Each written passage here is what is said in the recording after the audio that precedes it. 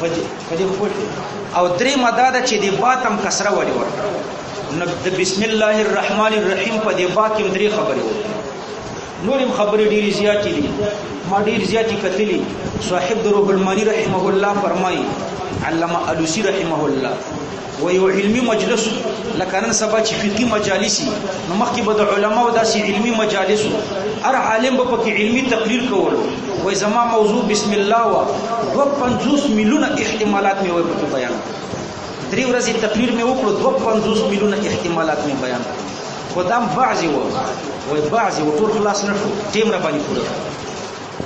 نو په هغه تقدیر ما درته اجمالی او څو خبرې پکې وکړې بعد مصاحبت د پاره د کده استعانت د پاره یو جمله یو خبره مې ده دویم دا چې متعلق څه شی ده دریم دا چې د باتم کسره ولي ورته نو د بعد تحقیق نه فارغ شو دویم تحقیق په اسمو کې کو په اسمو کې یو صرفي تحقیق درته کوم دو صرفي تحقیقات او یو پکې د علم کلام والا نو په دې کې بم د درې تحقیق دو پکې صرفي تحقیقات دي اول صرفي تحقیق پکې دا ده چې د بصریانو په نسبت باندې کلمه د اسم چې ده په دې کې دوه صفات دي یو صفت پکې دا ده چې دا ساکن الاول ده او محذوفه العجز ده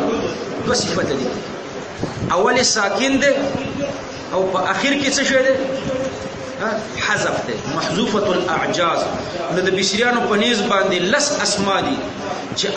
اوایل مبني په سکون باندې دي او په اخر کې حذف د عجز راغلی ده اخر حذف شوی ده نو من الاسماء العشره التي بنيت اوائلها على السكون کلمه د اسم د اغلس اسماءونه ده چې اوایل مبني په سکون باندې دي اغلس اسماء ده دي ابن ابنه ابنمون اسم استن اسنان اسنتان امرأ امرأة ايمن الله او ايم الله دا لس اسماء دي د دې اوایل مبني په سکون باندې ساکن الاوایل دي لیکن حين النطق پدې کې حمزه زائديږي لکراهه الابتداء بالساکن ابتداء بالساکن مکروه ده لدی وجنه حمزه پکې زائديږي نو د دې اوایل مبني په سکون باندې یو صفت ده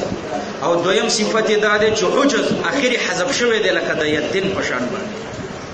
په مابین د ما حذف عجزه او ما بني اوله د دې ډول په مابین کې عموم او خصوص من وجه ده درې ماده غواړي ماده د اجتماعي لکه اسم اولی مبني په سکون ده او اخري حذف او ماده د افتراقي د ما بني اولهونه اولی مبني په سکون ده لکه امرأة ايمن الله د دې اول مبني په سکون دی او اخر نه دی حذف شوی او اخر به حذف شوی وي اول به مبني په سکون باندې نه لکه یدون او دمون خبر تقدیر په دې کې دا دوه صفات دي اول مبني په سکون دی او اخر حذف شوی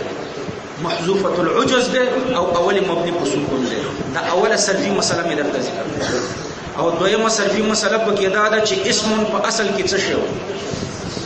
نو د بصریانو په مذهب په اصل کې سیم ون ده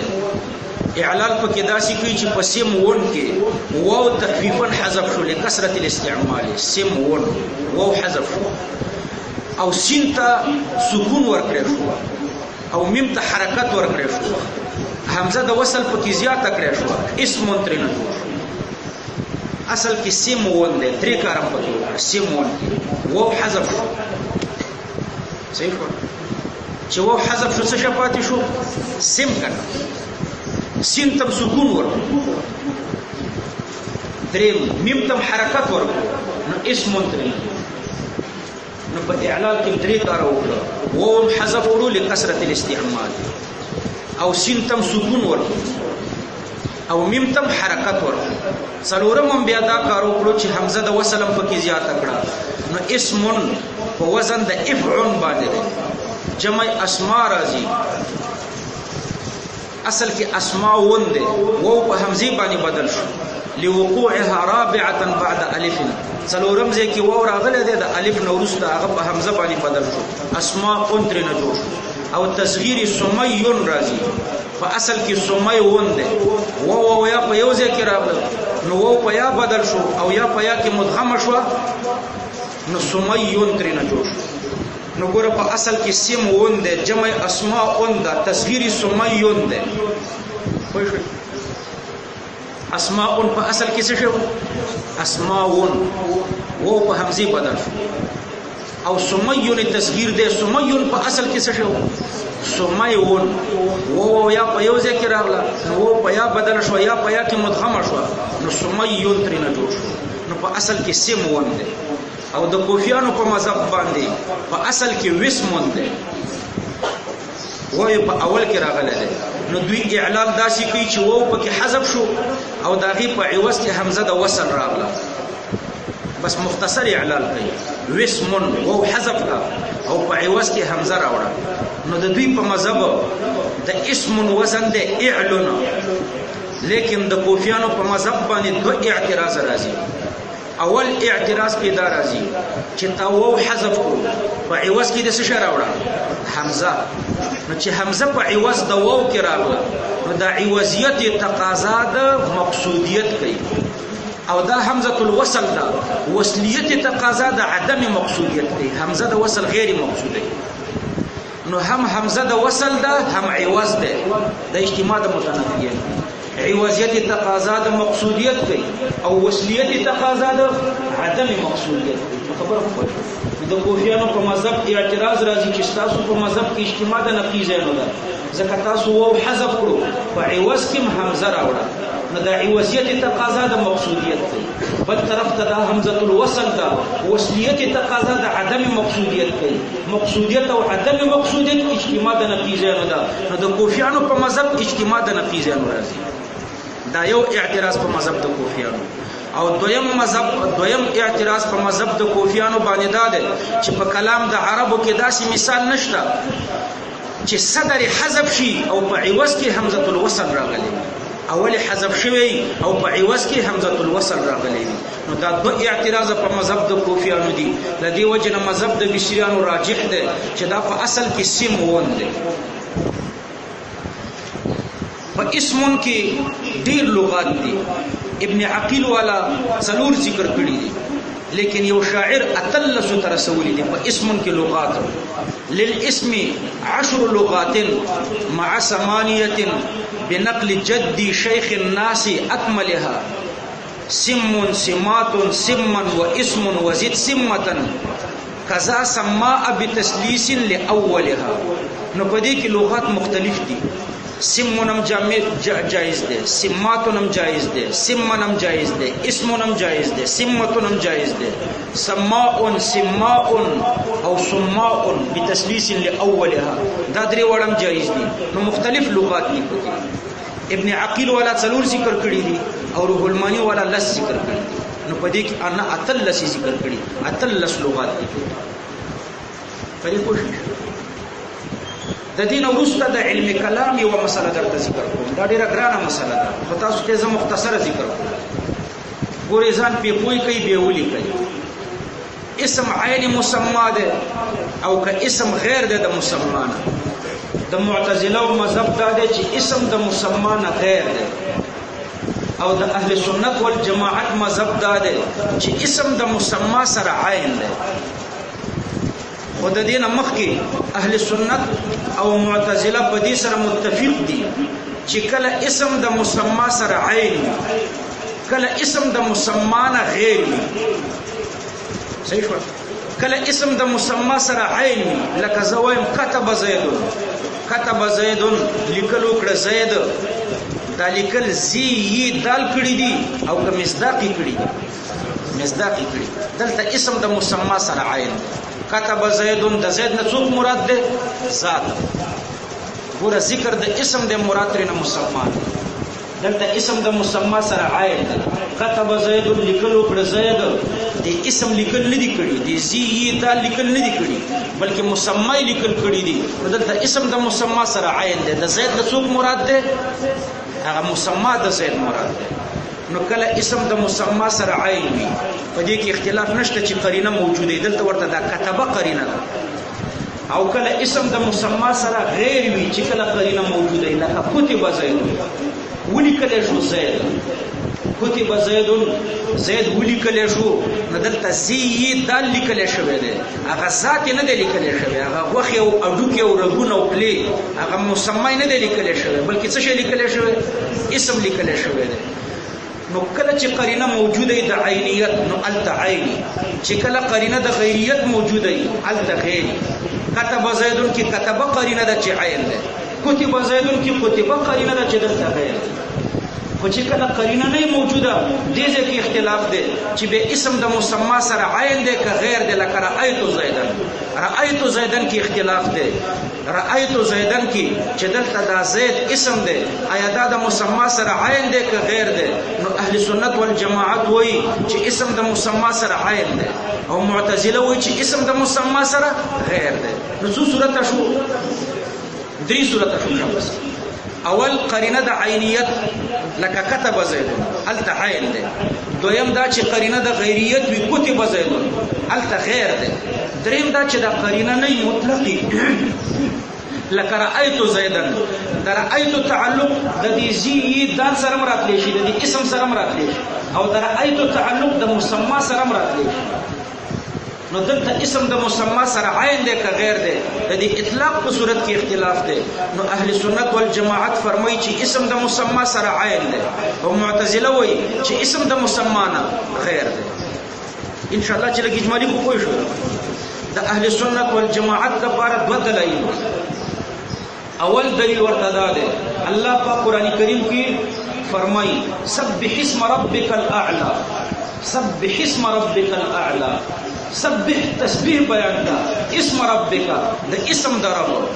نو تسبیح او تنزیه دا د مسما بیانېږي دلته ذکر د اسم د مراد ترنه مسما ده نو معلومیږي دا چې اسم د مسما سره عین ځکه تسبیح د تسبیح تعلق د چا سره د ذات سره نو دلته د اسم نه ذات مراد ده سبح اسم ربک الاعلى تسبیح او تنزیه بیان کا ذات ربک الاعلى نو د اسم نه ذات مراد ده یو دلیل ورته ده او دویم دلیل د اهل سنت والجماعت د پاره دا دی چې تبارک اسم ربک ذی الجلال والاکرام تبارک اسم ربک ګوره تبارک د تبرک تعلق د ذات سره او دلته تعلق د اسم سره راغلی دی نو معلومیږي دا چې اسم عین دی د ذات سره اسم عین مسما دی په دې دوه دلایل خو پوه دریم دلیل هم درته ذکر کوم دریم دلیل د اهل سنت والجماعت د پاره دا دی چې یو سړی خپل ښځې ته وایي زینبو طالقون زینبو طالقون دلته زا یا نون با دا طلاق شوی ده که ذات طلاق شوی ده ذات طلاق شوی نو دلته د زینبو نه ذات مراد زینبو طالقون نو اسم عین دی د مسما سره ذکر نه ذات مراد د اهل سنت په دلایل خو پوه شئ ګوره درې مختصر دلایل مې درته ذکر کړل ډېر اسانه مې کړه درته مثلا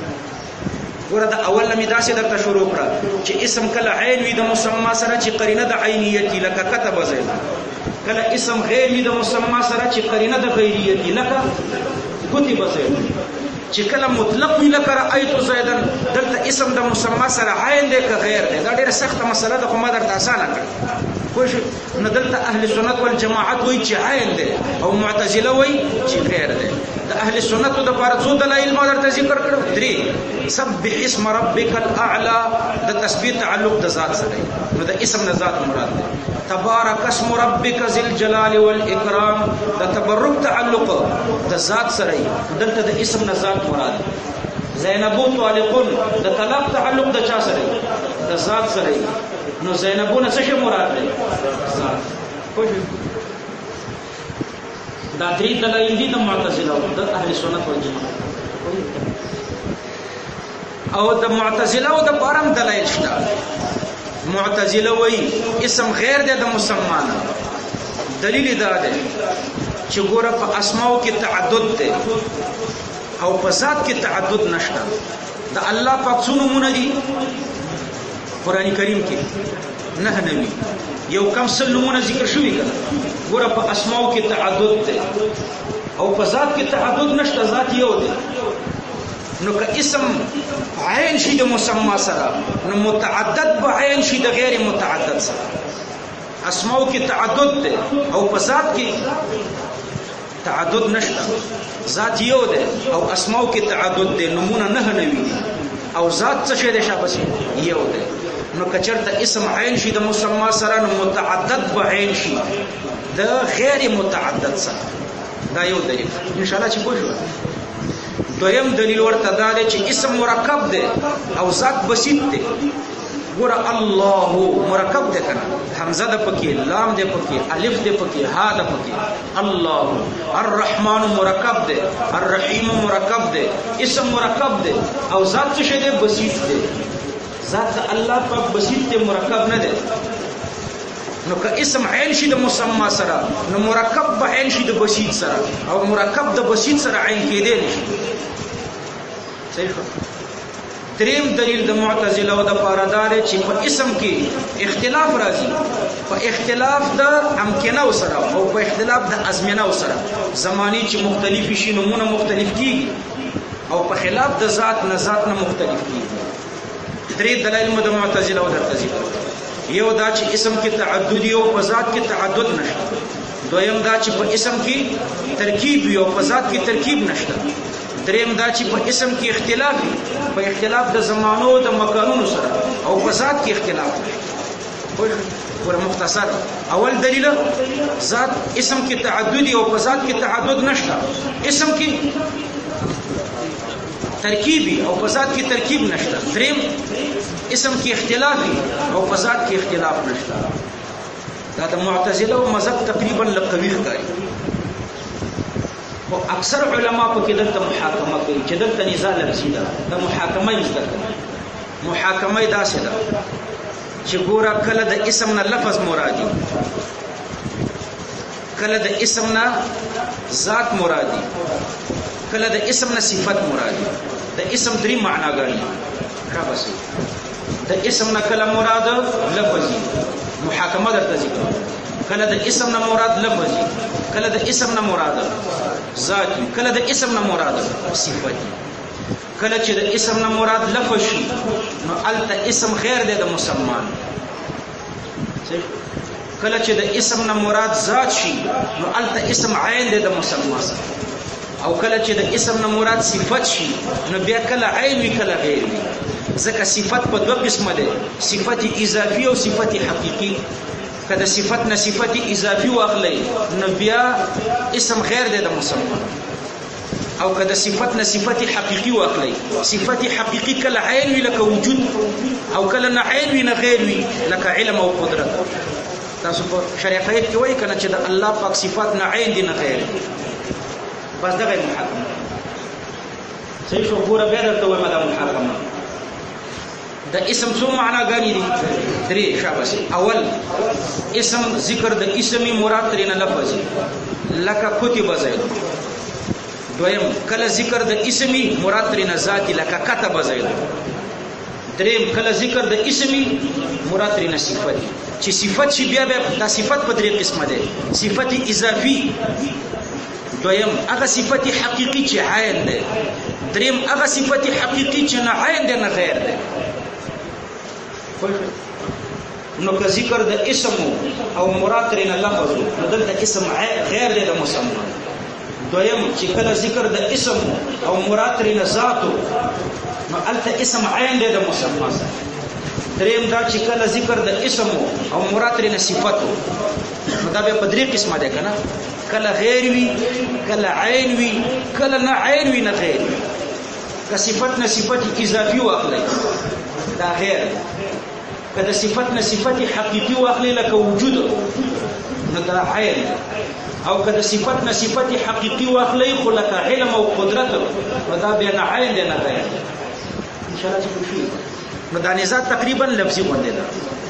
نو دا مې په اسم کې درته خبرو. بسم الله لفظ د الله ده.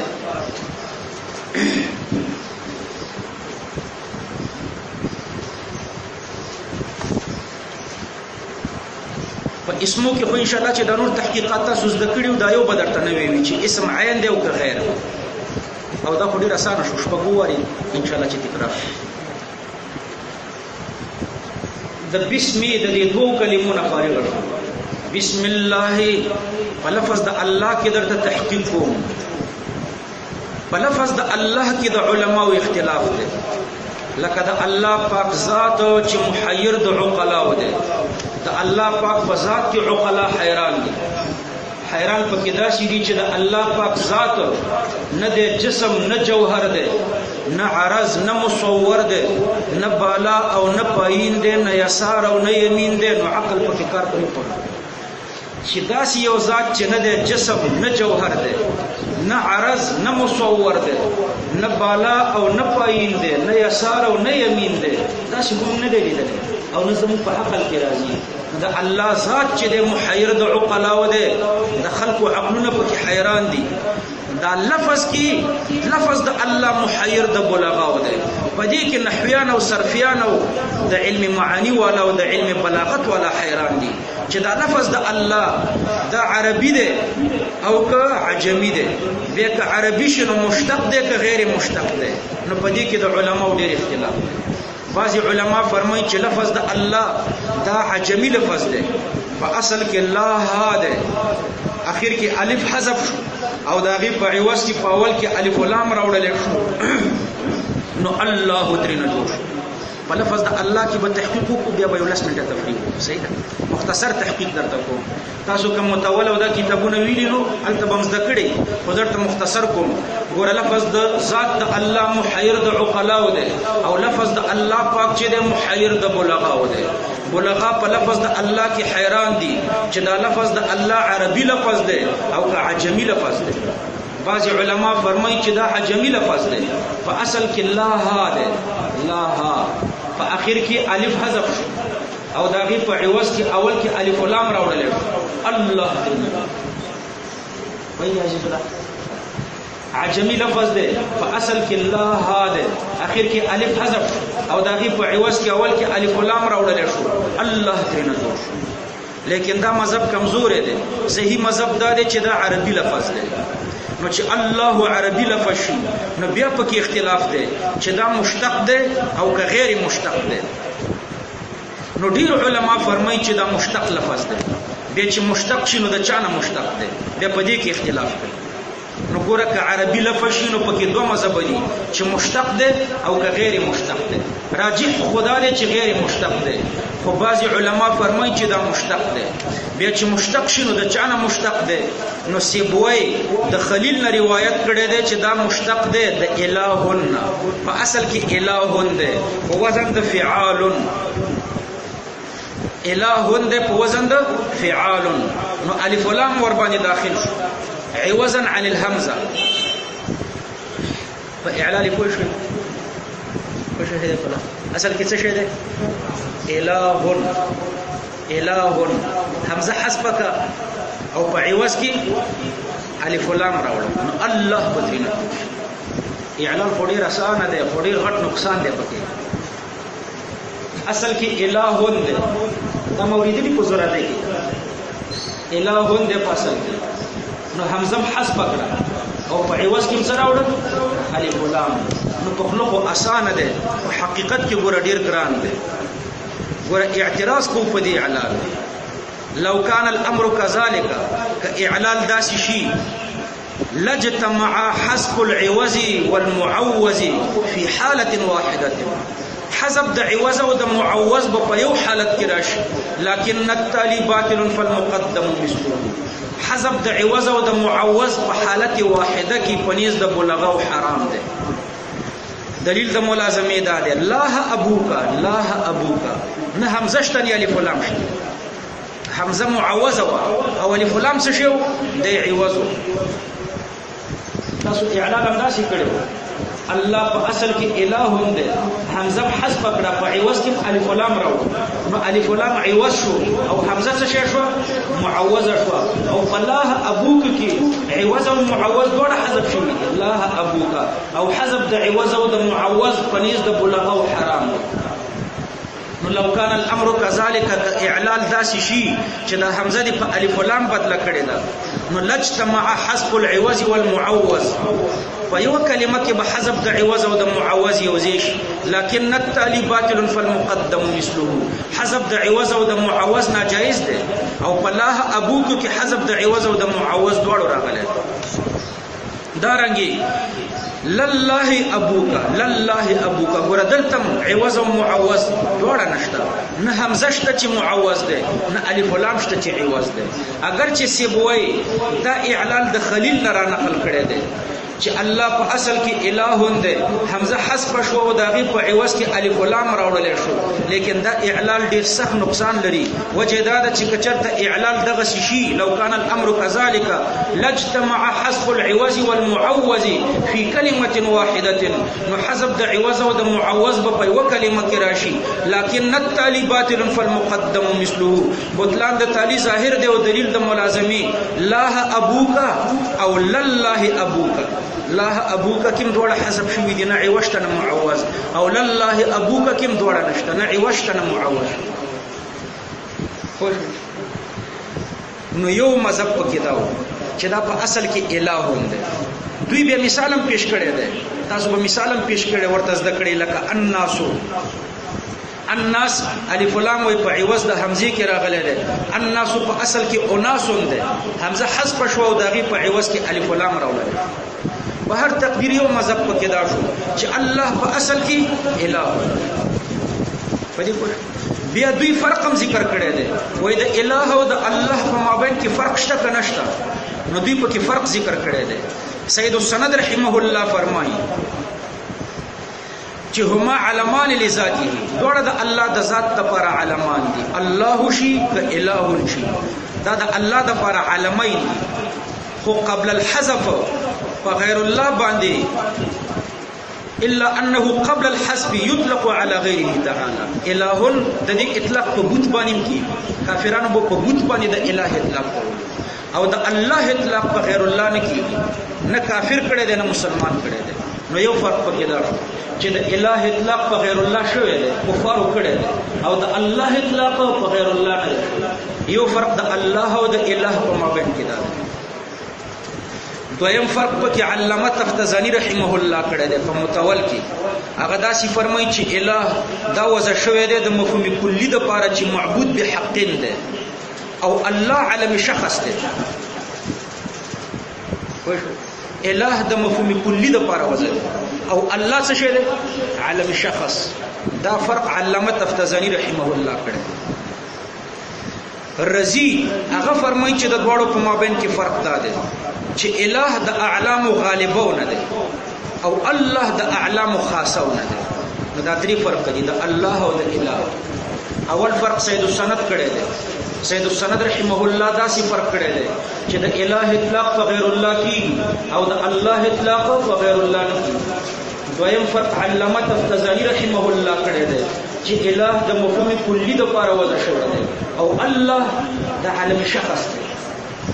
او دریم فرق رضی کړی دی هغه وای الله او د او ک الله د الله پورې خاص دي خودم رضا چې الہ د اعلام غالبونه د اعلام غالبه او الله د اعلام خاصه دا اول اعلان سره د مالها او د ما علیها دویم اعلان پکې درته کوم بعض علما فرمایي چې لفظ د الله په اصل کې لاهن دی لاهن الله په معنا د احتجاب الله پاک محجوب دی د عقلونو نه پناه دی او د سترګو نه پناه دی نو دا په اصل کې الله دی په معنا د احتجاب اعلان اسانه دی د الله په اول کې الف لام راوړه الله بدینه د چا په عوض کې نه دی ډایرکټ دی پکې وردا الله نو بعض علما فرمایي چې دا په اصل کې الله دی په معنا د احتجاب نو په اول کې الف لام راوړل شو الله ترنه جوړ دریم اعلال پکې دا دی بعض علما فرمایي چې لفظ د الله دا مشتق د ولها نه دی ولها په معنا د تحیر د الله د ذات کې د خلقو عقلونه حیران دي کړه نو د ولها نه الله جوړ شوی وو حذف شوی دی او په عوض کې الف لام راوړل شوی الله دې نه او بعض علما فرمایي چې الله مشتق دی د تأله یا تألهونه په معنا د تضرع د عاجزۍ الله پاک د خلق عاجزي کوي نو بعض علما فرمایي چې مشتق دی د تأله یا تألهونه په معنا د تضرع او د عاجزۍ سره نو ګوره ما درته اول کې داسې ویلي چې لفظ د الله کې اختلاف دی چې دا عربي دی که عجمي دی. بعضې علما خو فرمایي چې دا عجمي دی، په اصل کې لا دی، د لا په اخر کې الف حذف شو، په عوض کې اول کې الف لام راوړلی شو الله تعالی. لیکن دا مذهب کمزور دی. صحیح مذهب دا دی چې دا عربي لفظ دی. نو چې عربي لفظ شي نو بیا مشتق دی که غیر مشتق دی؟ نو بعضې علما فرمایي چې دا مشتق دی. که چې مشتق شي نو د چا نه مشتق دی؟ یا د اله نه مشتق دی، دا سیبوی د خلیل نه روایت کړی، یا د اله نه مشتق دی، یا د الله نه مشتق دی، یا د وله نه مشتق دی، یا د تأله یا تأله نه مشتق دی. لیکن دا ټول مذاهب کمزوري دي. یو اعلال به تاسو بلم پکې اورېدلی چې الله په اصل کې الاله دی. دا اعلال هم اورېدلی که نه په زرادی کې صاحب الکشاف دا اعلال پکې کړی دی. صاحب الکشاف وایي صاحب الکشاف جارولیث محشری چې دا په اصل کې الاله دی. نو دو اعلال پکې شوي دي. الاله د اعلال طریقې دو دي. الاله همزې دو دي، دا دویمه همزه حذف شو، الاله شو. چې الاله شو دا دویمه حمزه سره د حرکت نه حذف شو، الاله ترې نه جوړ شو، بیا لام په لام کې مدغم شو، الله ترې نه جوړ شو. زی محشری په کې داسې اعلان کړی چې الله په اصل کې الاله دی. بیا په کې اعلانونه دوه دي. یو اعلان په کې دا دی چې دا دویمه حمزه سره د حرکت نه حذف او بیا یو لام په بل کې مدغم نو الله به ترې نه جوړ شي. یو اعلال دا دی. او دویم اعلال پکې دا دی چې الالهو کې حرکت د حمزه ما قبل ته نقل کړ لام ته، او بیا حمزه حذف کړ. نو ګوره په دې باندې اعتراضونه علما وکړي دي. اول اعلال باطل دی. اول اعلال دا چې دا په اصل کې الالهو دی، حمزه سره د حرکت نه حذف شو، دا حذف بلا سبب دی. دلیل نشته چې ولې د حمزه سره د حرکت نه حذف کړه. حذف د حمزه سره د حرکت نه بلا دلیل دی. اول اعلال خو ځکه باطل دی. او دویم اعلال د ذهن کې راغلو. دویم اعلال څنګه؟ حرکت د حمزه لام ته ورکړه او بیا حمزه حذف کړه. ګوره په دې کې نقل د حرکت د داسې حرف نه راغلی دی چې بین الکلمتین دی.